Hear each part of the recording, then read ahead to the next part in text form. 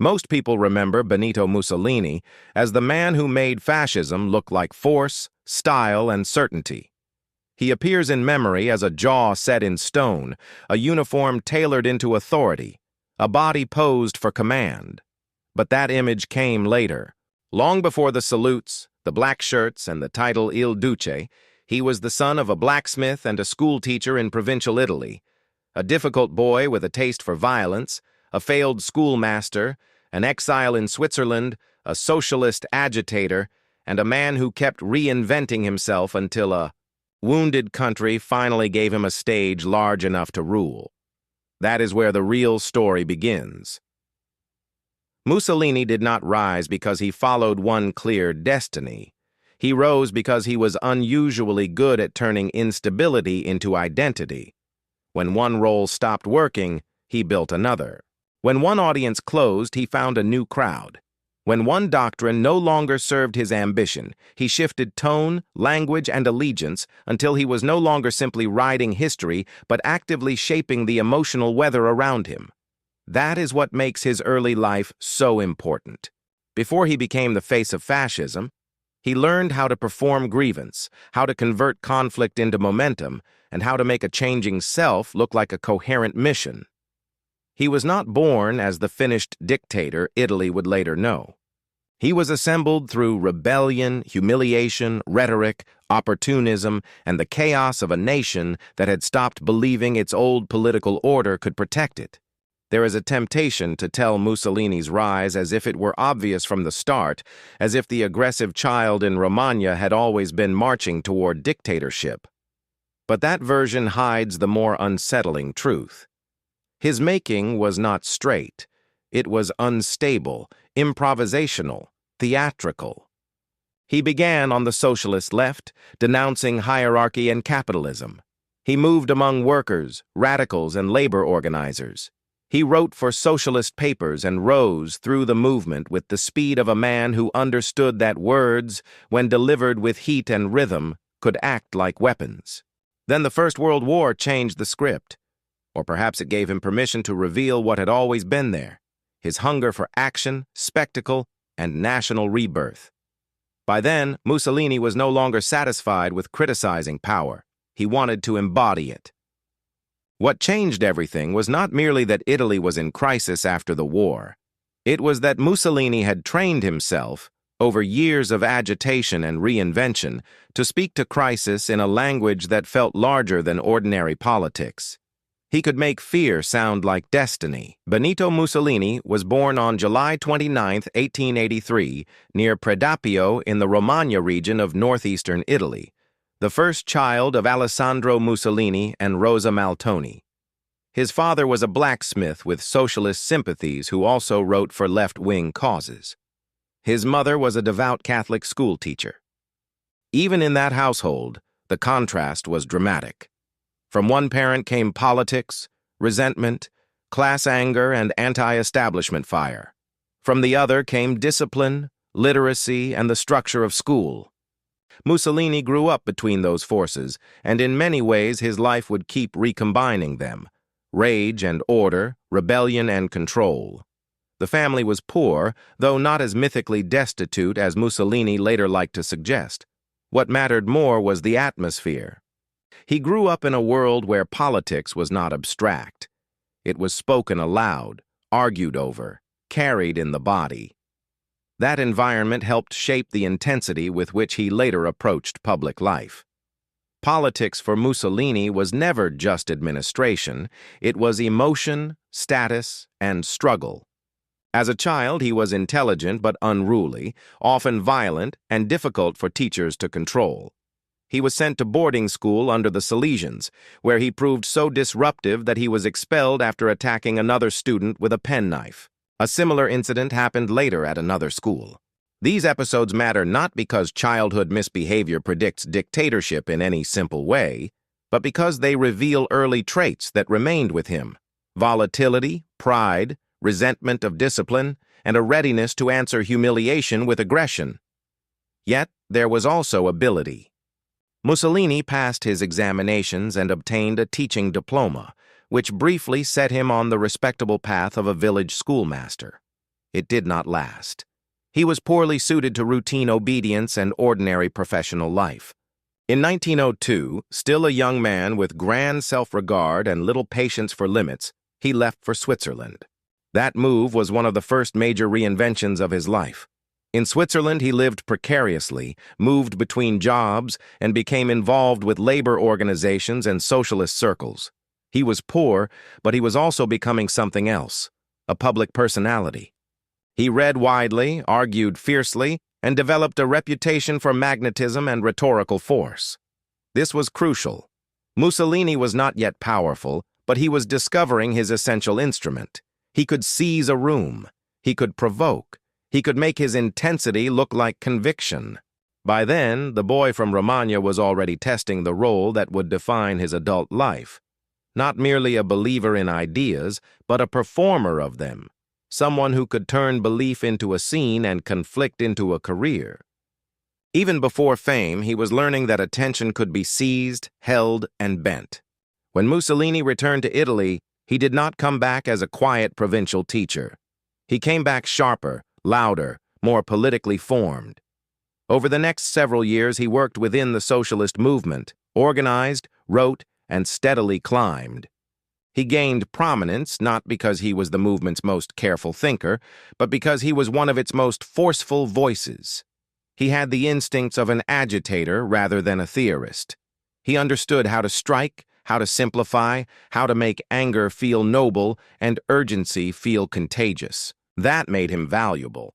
It also made him dangerous inside any movement that assumed ideology would control personality rather than the other way around.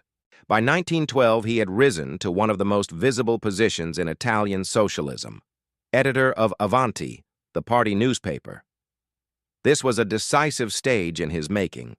Journalism for Mussolini was never passive. He did not write to inform. He wrote to inflame. The newspaper gave him a larger stage, and he used it to sharpen his public image as a revolutionary man of action. Readers did not simply encounter his politics, they encountered his force. He learned that language could do more than persuade. It could organize emotions, harden enemies, and expand a political self.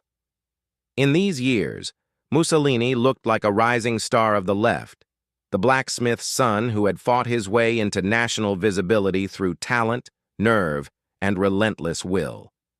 But that version of him was less stable than it appeared.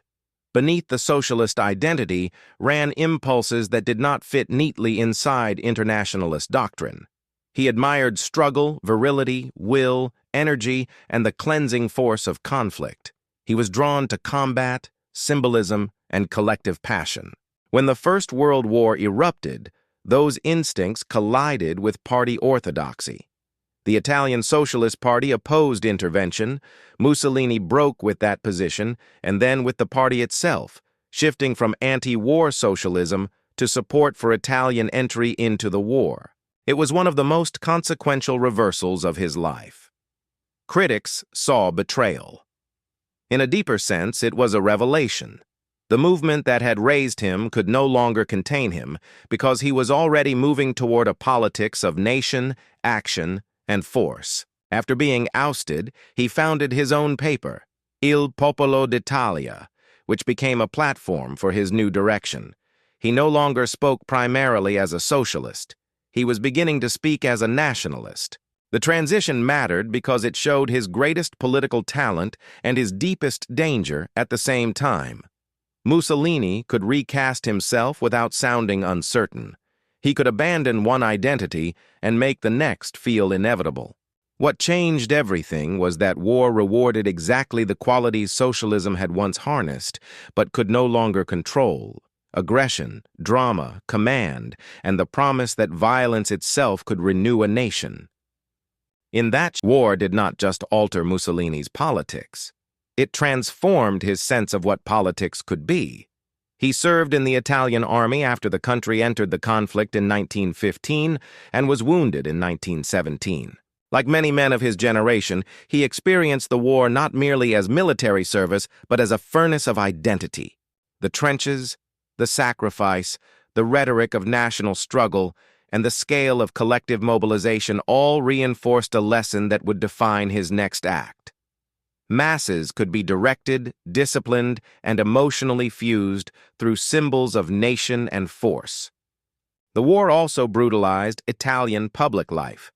When it ended, Italy was formally on the winning side, but many Italians felt cheated, unstable, and bitter. Social unrest spread. Strikes and factory occupations frightened property owners and the middle class. Governments looked weak. Parliamentary politics seemed exhausted. This was the landscape into which Mussolini stepped with a new script. In 1919, he founded the Fasci di Combattimento, a movement that mixed nationalism, anti-socialism, paramilitary culture, and the aesthetics of action. It was not at first a simple machine. Early fascism borrowed from many directions and adapted as needed, but Mussolini understood its emotional core before anyone else. It would present itself as energy against weakness, unity against class conflict, discipline against democratic paralysis, and national purpose against disorder. Just as important, it would turn politics into theater.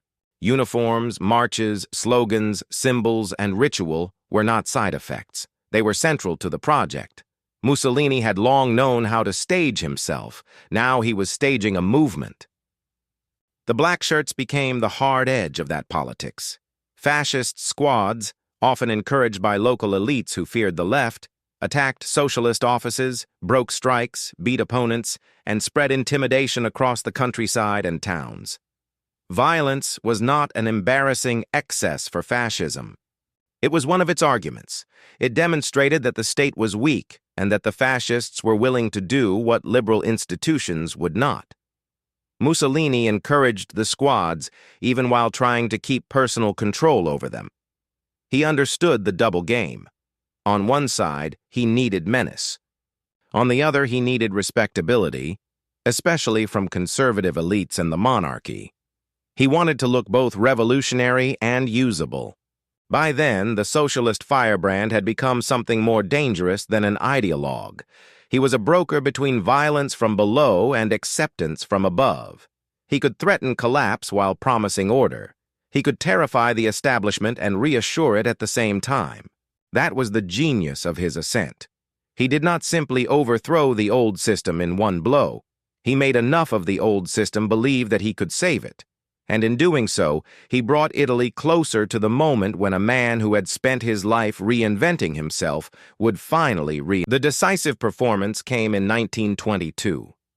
By that year, Mussolini's movement had grown from a fringe force into a major national presence, powered by fear of socialism, frustration with parliamentary deadlock, and the calculated use of violence. The March on Rome has often been remembered as a clean seizure of power, but the reality was more ambiguous and, in some ways, more revealing. It was part threat, part bluff, part political theater. Fascist forces converged toward the capital while Mussolini himself waited, still hoping the king would hand him office legally rather than force a direct confrontation. That detail matters. For all his rhetoric of action, Mussolini understood the value of legitimacy. He wanted the drama of insurrection and the stamp of appointment. He wanted power to look seized and granted at the same time. That is essentially what happened. King Victor Emmanuel III refused to authorize full military resistance and instead invited Mussolini to form a government. On October 31st, 1922, Mussolini became prime minister, the youngest in modern Italian history. He had not yet established a full dictatorship, and that is one of the most important lessons in his rise. Fascism did not conquer Italy overnight. It entered through weakness, hesitation, compromise, and the belief among many elites that Mussolini could be controlled. They thought they were using him to stabilize the country. In reality, they had opened the door to a man who had spent years preparing himself to dominate any system that admitted him. From there, the process accelerated. Mussolini moved with the instincts he had been cultivating all along: opportunism, theatrical command, and relentless pressure. He widened his authority, manipulated institutions, benefited from electoral fraud and intimidation, and by 1925 had effectively dismantled Italy's democratic order and assumed the role of dictator under the title Il Duce. The transformation was not just legal, it was psychological. He recast the nation as an audience and himself as its embodiment. The school teacher, the exile, the socialist journalist, the interventionist, the veteran, the movement leader, all those earlier selves had been training for this. Each one taught him something useful. From childhood, he brought aggression and pride. From socialism, he learned agitation and mass politics. From journalism, he learned how to weaponize language. From war, he learned the power of myth, sacrifice, and national mobilization. From post-war chaos, he learned that fear could build consent. That is the true before-fame story of Benito Mussolini. He did not simply invent fascism as an abstract doctrine and then ride it upward. He made himself into the kind of figure fascism required. He became its voice, its posture, its rhythm, its promise of hardness in a frightened age. And that is what gives his rise its lasting warning. He was not a supernatural force dropped into history. He was a man with talent, ego, violence, and extraordinary adaptability.